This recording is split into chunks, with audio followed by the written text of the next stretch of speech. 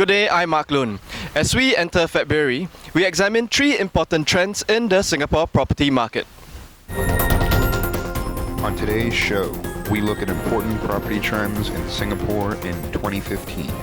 Next on XTV with your host, Mark Loon. Firstly, we discuss sales volume. Secondly, we anticipate how supply will impact prices. And then we look at mortgage interest rates. As you can see from the graph, the non-landed private market was robust despite the cooling measures. In 2013, an additional buyer stamp duty and TDSR, which limited borrowing, took hold and the market reacted with a steady decline in sales. In 2014, the market stabilized at south of 400 units sold per month. The year ended at 371 units resold in December, which is an 82% drop in volume from the market's peak in April 2010. The market appears to have adjusted to the cooling measures. Therefore, if the government leaves the cooling measures in place and nothing else changes to the dynamics of the market, we would expect volume to stay at its current, stabilized level and prices to plateau. However, there are two important trends to consider that will likely disrupt the market's current dynamics in 2015. These two variables are supply and interest rates. Let's first take a look at supply in the pipeline. As we can tell from the graph, over the last 3 years, there was a record number of units under construction that will eventually come onto the market and increase the supply of homes available for purchase. By definition, an increase in supply puts downward pressure on price. However, just because the units are under construction does not mean that they will be released for purchase in 2015. Therefore, we need to dig deeper into our analysis to estimate the increase in supply for this year. According to the latest URA data, we expect a 6.4% increase in private resale supply by the end of 2015 compared with that of 2014. The cooling measures are keeping demand low. As more supply comes online with the same low level of demand, we can expect downward pressure on prices.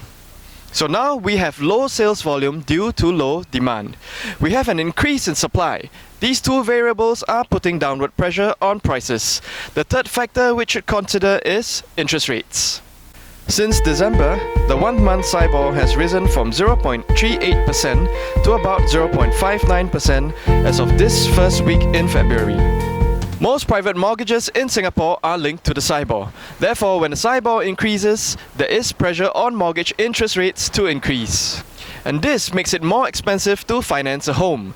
It also takes more buyers out of the market because they exceed their TDSR limit.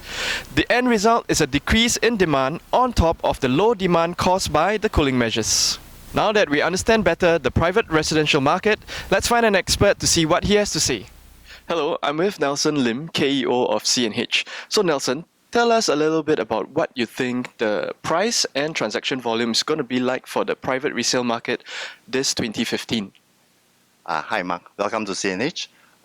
Essentially the PPI, URA PPI actually showed that the private residential market dropped by 4% in 2014.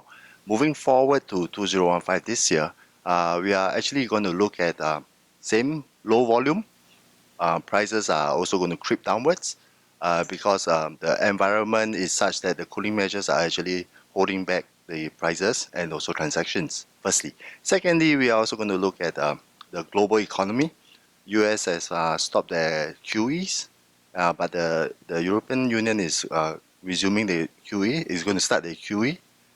So with that backdrop and also with the increase in interest rate, SIBOR and all, we'll probably be seeing very slow market with low volumes and prices not really dropping, spiking downwards, but it will be some downward movement in prices.